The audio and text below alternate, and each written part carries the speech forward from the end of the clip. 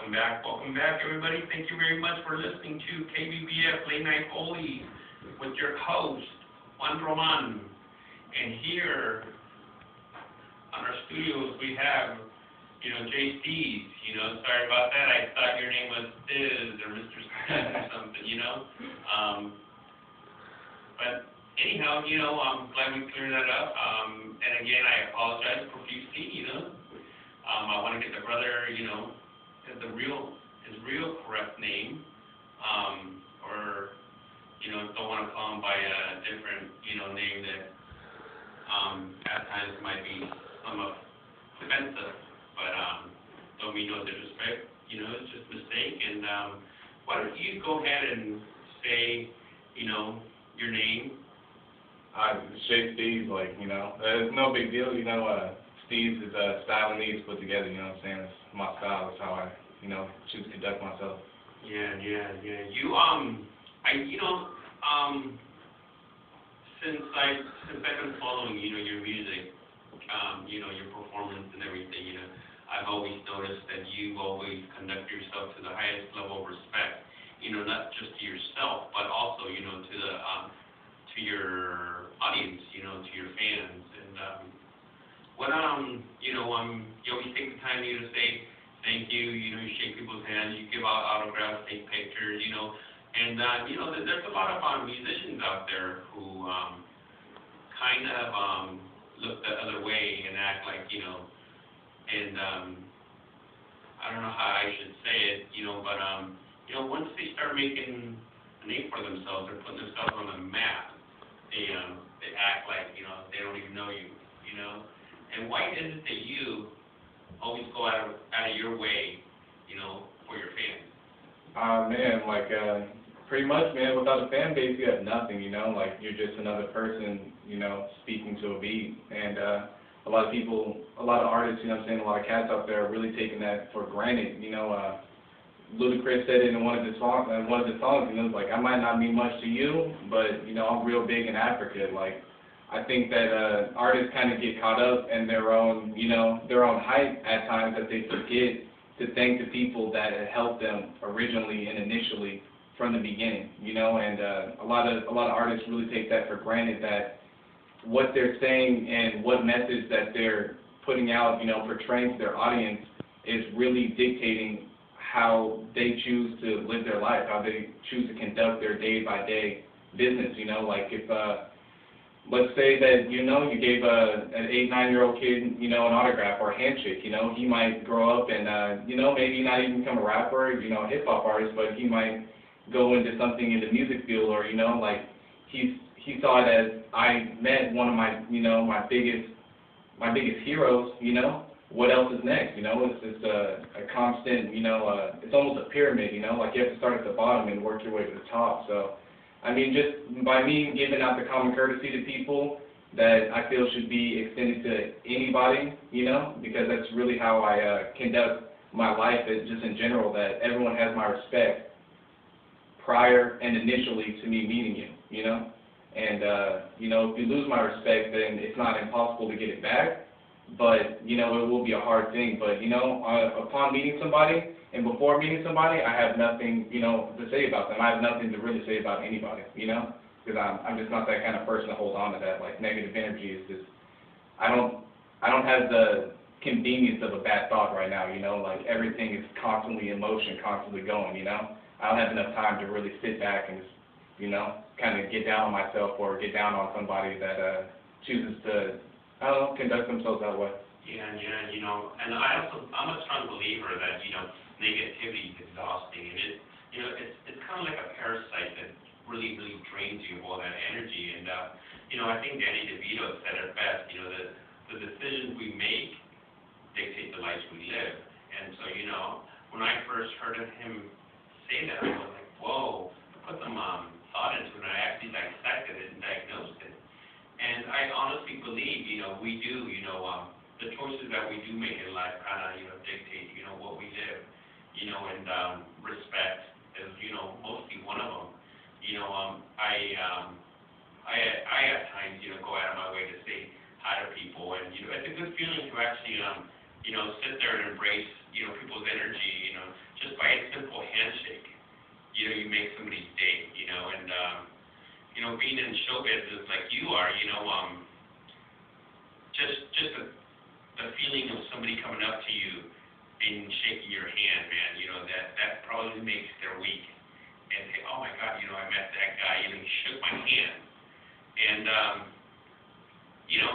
words are, you can't describe words about, how one feels when you actually do that, so. Definitely, man. You don't really, you can't really grasp what somebody's going through at the time, and they might not even know of you. They just might be somebody on the street, and really you say hi to them. You know what I'm saying? That could really change their whole perspective on that particular time in their life. I had the blessing, of meeting one of the people that really had helped me, kind of define and carve out what I wanted to do, by the name of Andre Nicotine. Is a really famous rapper from the San Francisco Bay Area. Over the summer, and he was with his son. I kept it, real cordial. I respected that, he was with his son. I just kind of, said, hello.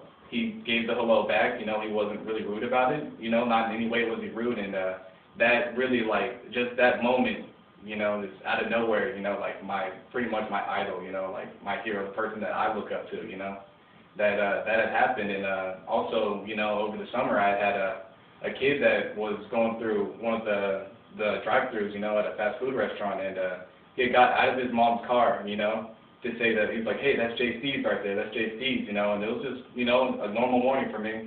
I was going out to get some food, and, it really made my day, that kid seeing me, he had seen me online, he had seen some of my videos online, he listened to my music, which, was shocking to me, I'm like, wow, somebody's really, listening to me, and, it might have been cool for him, but, I don't think he knows, how big of a thing that was for me, that really warmed up my heart, and that's, that just gave me that extra drive, to really, go out there and push my music, really just keep the same intensity and try to match the intensity that I'm putting into every single track, because really, I don't think that, a lot of music listeners can kind of take that for granted at times, that really, I've put sweat, I've literally recorded songs in, a room, the size of a box, sweating heat, or in the middle of the winter, outside, in a shed that we used to record in, and it was just super cold,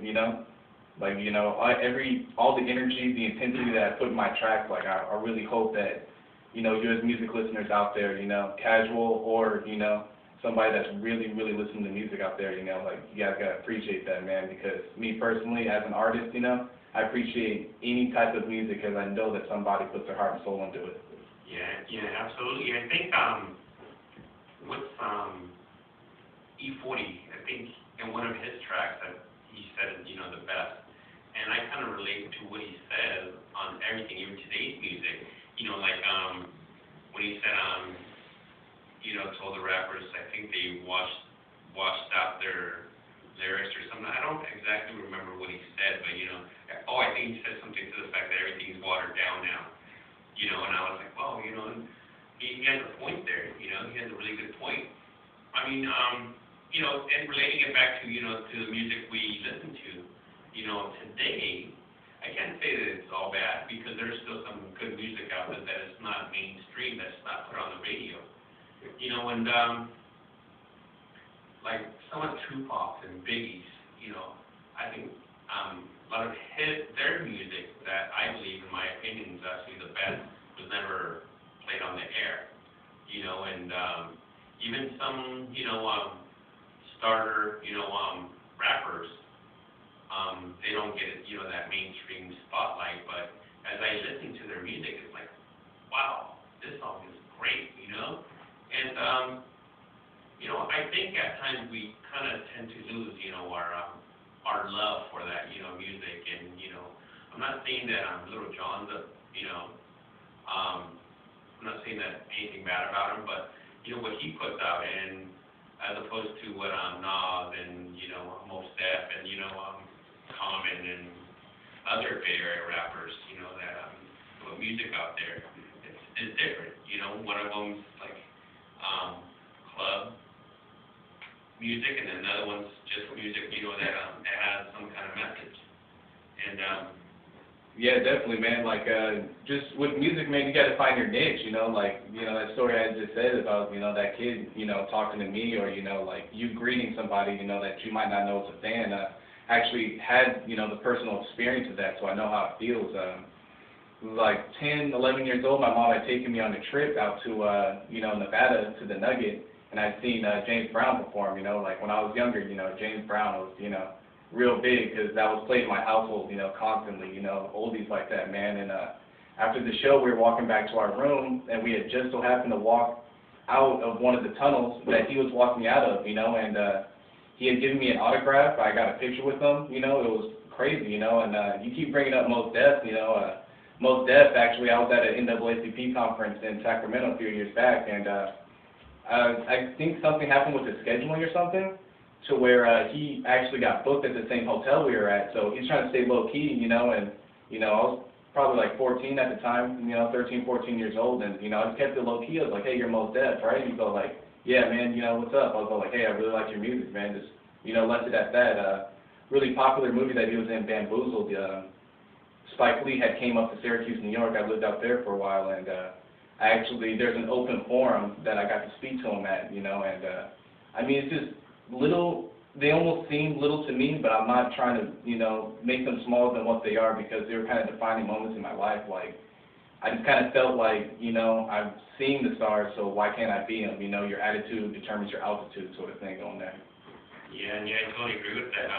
You know, and then at times, you know, we tend to forget about other people out there who actually write and speak out to the public, who's just, it's like an art. You know, Angela Davis, which I, you know, admired and would give my life for, you know, and likewise as Dr. Cornel West. You know, when I hear them speak, it's beautiful, and they just captivate, you know, and I don't lose my train of thought, you know, when I listen to them. And, well, we're going to go ahead and go to a couple, you know, public announcements, and do you have any other lyrics you want, you know, to, you know, if we can, we will love it. You know, I know you're a busy guy. You're going to be, you know, traveling, you know, in the next couple of days. I know you got to go home, but I was wondering if we could, you know, go ahead and get, you know, some more rhymes from you before you go. Yeah, definitely, man. I can definitely drop some knowledge. You know, the last track was more of a track that I wanted to be played constantly, but you know, I actually thought of another verse that I had spit a while ago that really kind of taps into, like, my musical potential. Like, it's super lyrical, you know what I'm saying? It's really that conscious kind of thing that I'm going for, you know what I'm saying? So I hope that y'all like it. I hope that y'all enjoying the show, you know what I'm saying, with me on here. And I'm really blessed that, you know, whoever's out there listening right now, and I'm blessed for this opportunity that y'all have given to me today. Okay, yeah, thank you very much. And, yeah, let's put a couple of service announcements, and we'll get back, and, you know, maybe we'll talk a little bit about your rhymes, and maybe you can define them a little bit.